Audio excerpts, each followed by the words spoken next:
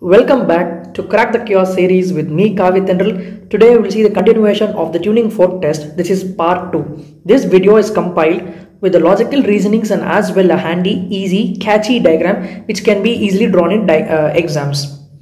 If you have not subscribed our channel, do subscribe for more interesting videos like this and as well press the bell icon so that you will receive a daily video notification. Before we go to topic proper, we'll see the general consideration. That is, when we use a low frequency tuning fork, it gives a sense of bony vibration. High frequency tuning fork gives a vibration that decays very fast. Air conduction is twice better than the bone conduction, to be noted. What is the approach for tuning fork test? We must be aware of what test we are doing. That is, the air conduction pathway or the bone conduction pathway. Are we actually comparing this both? Next is any air conduction root pathology, that is from the pinna to foot plate of stapes. The pathology could present as conductive hearing loss. Bone root pathology will present as sensory neural hearing loss. Sometimes it can be mixed also. AC and BC root pathology. Then we must be knowing the principle of the test, what we do, so that the interpretation of that test will be more easier. Let us now see the first test, Weber. The Rini test was discussed in the previous video and the video link is given in the description. Do check it out.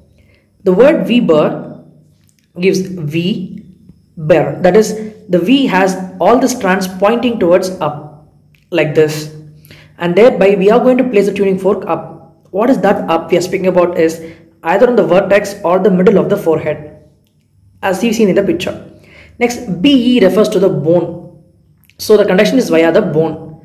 Now, if at all the person is saying that he can feel or he can get the vibration equally on both sides, then that is normal. That is no lateralization. If at all a person is saying that's lateralization, that he can hear only nicely in one ear, one side of the ear, then there is a pathology. What are the pathology? Probability is either conductive hearing loss or the sensory neural hearing loss. Now the thing is, if at all a person is saying he is lateralizing to one side, that is, the tuning fork is going to give the vibration and the cochlea is the one which is going to pick up that vibration. If at all there is lateralization to one side, that side cochlea is good.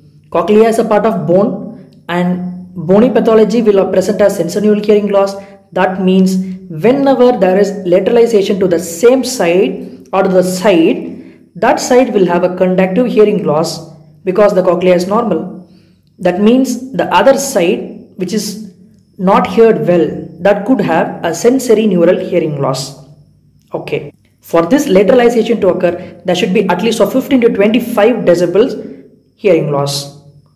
Next, we will move on to the absolute bone conduction and Schwaba's test. In absolute bone conduction and Schwaba's test, it is A, B, C. Here it is B, A, C. The letters are same, but that is jumbled. It means the procedure has some similarity, but some variation is also present. What is that variation? We are going to appreciate as in absolute bone conduction, it is absolutely only we are checking the bone conduction. So we go to eliminate the air conduction route by opposing the tragus with the external canal. So EAC is closed. In Schwaba's, what we are doing? We are not opposing. Okay, because of this variation, there is different interpretation of the test. In this test, what are we going to do? Just take the tuning fork, especially 512, vibrate it, keep it on the mastoid. Now it is compared with the examiners here. Let us now see in terms of diagram. This diagram has external auditory canal, a cochlea, a mastoid, a pinna, and this region is the middle ear cavity. Let us now see these two tests. First is absolute bone conduction test on the upper side, and then is the Schwaba's test. In the absolute bone conduction, we have already seen that EAC is closed with tragus and we are using the tuning fork. Here EAC is not closed, but we are using tuning fork. That is the Schwaba's test. To the topic proper. In absolute bone conduction, the EAC is closed. Let us consider this ear can have some perforation, tympanic membrane perforation, that is a form of conductive hearing loss. In this ear, what is happening? EAC is closed, tuning fork is vibrated, it is kept on the mastoid, the vibration directly reach cochlea and the person says he is hearing. Okay. Case number 2. Here the tympanic membrane is normal, but In the bone, there is a pathology. Let's take this cholesteatoma. Now, the vibration from the bone, that is the mastoid, is reaching, but it is not reaching the cochlea. So, the person says he is not hearing properly. That is, there is shortening of the duration of the vibration. So, shortening of duration of vibration in ABC, it is sensorineural hearing loss. Here, although there is perforation, we are closing that tract, that root. So, we are not picking up that conductive hearing loss. Still, the test is being positive. In ABC, the normal or conductive hearing loss will be presenting as same duration. The patient and the examiner will have the same duration of the hearing. This is ABC. Coming to Schwabach, now what we do, we do not occlude the EAC. So the vibrating tuning fork will give the vibration that pass through the EAC and as well the bone. We know that the air conduction is better than the bone conduction by twice. So even after the bone vibration stops, the persons can still hear the vibration, that is by this air route. Thereby there is lengthening of duration. Whenever there is a bone pathology, again we take a cholesteatoma, the vibration from the mastoid is not reaching cochlea, but still he can hear for some time. That is because the air conduction route. So there is decreased duration in Schwabach's test. From this picture we can infer decreased duration in Schwabach shows that it is a sensorineural hearing loss. Lengthening of duration says that there is a conductive hearing loss. Even normal person can show a feature like a conductive hearing loss only in Schwabach's test. Next we move on to Bing. Bing, and to remember this Bing, let us remember a bell. A bell is going to give a sound of ding dong. So ding and Bing are similar, sounding similar. So we have taken this as an example or mnemonic. This ding test is again, a Bing test is used for testing the bone conduction B4B, and it is an what we do here is ding dong, no bell. So we are going to make a variation in the sound path. That is, we are going to alternately occlude and open the EAC, which is the most important step in this Bing's test. On doing this, even a normal person, even you can do now and see, whenever there is closing of that EAC, there is loud sound produced. When we open it, there is softening of that sound. That is very normal. They can also be seen in sensorineural hearing loss. Whenever there is no appreciation of this variation of the sound, that could be of conductive hearing loss. Let us see how it is. In Bing's test, we already discussed. Let us consider this to be a tympanic membrane perforation showing or representing the conductive hearing loss. Now, the vibration, the sound waves is going through the tympanic membrane, perforated tympanic membrane, and as well the bone. Because we are placing the tuning fork on the mastoid and alternatively occluding and opening the EAC. Now, when we open the EAC, both are reaching. But then what is happening? Because of conductive hearing loss, the complete air conduction route is closed.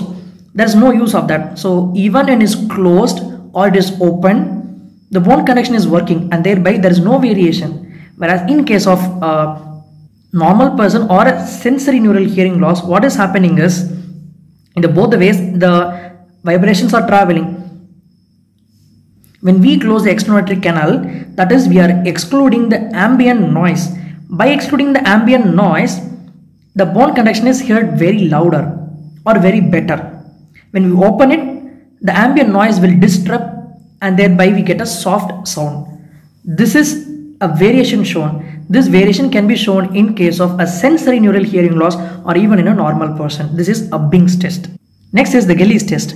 Gillies test, to remember, Gilly jelly. So hair gel, when we apply, that makes the hair stiffen or it fixes the hair. So Gillies test, it's associated with some fixation or movement. What is that fixation movement? Let us now see. Gillies test we have been using for seeing the effect of increased pressure in the external auditory canal, and the hearing is examined in that way. Basic principle is we use this instrument is Siegel's speculum, and this is a Siegel bulb. From this bulb we can pressurize the external auditory canal. So Siegel's speculum is used for increasing the air pressure in the EAC. In turn, that pushes the tympanic membrane and the ossicles are moving, that makes a pressure on the labyrinth. So intralabyrinthine pressure increases, that immobilizes the basilar membrane. Very important, immobilization of basilar membrane. I have drawn this diagram to orient that principle. This diagram is seen when someone is standing posterior to us and we have taken out the posterior wall and seeing this. We know this is in the medial wall, this is the external auditory canal, this is the anterior wall of middle ear, we are seeing to it. Whenever we increase the pressure by the Siegel speculum over here, that in turn bulging of the tympanic membrane that touches the medial wall of middle ear, that increases the intralabyrinthine pressure that immobilizes the basilar membrane. In this situation of fixing that, immobilizing the basilar membrane, and when we place the tuning fork, there will be decreased hearing normally. So again, the procedure is using Siegel speculum, increase the pressure in EAC, and vibrating tuning fork placed on the mastoid. The result is, if at all there is decreased hearing, then there could be normal or sensorineural hearing loss. If there is no change in the hearing, that is that Steppe's foot plate fixation, that is otosclerosis. Otosclerosis is tested by this Gelli's test.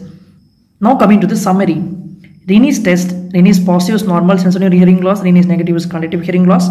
Weber, no lateralization, normal. Lateralization, to the lateralizing side it is conductive hearing loss, to the non-lateralizing side it could be sensorineural hearing loss. Absolute bone conduction same side normal, decreased in sensorineural hearing loss. In Schwaber's test, if it is same side, it is same for the examiner and the patient, it is normal.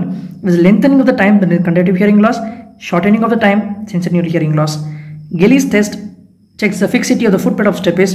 If there is no decrease in hearing or no change, there is otosclerosis. Because the foot plate of Steppe's is not impinging on the old window, that in turn does not make the intralabyrinthine pressure and does not immobilize. That is what is behind this Gelli's test. No change in hearing. Next is Bing's test. In Bing's test, there is no variation. So that is conductive hearing loss. There is a variation that could be of normal hearing or the sensorineural hearing loss. Thank you so much for your patient listening.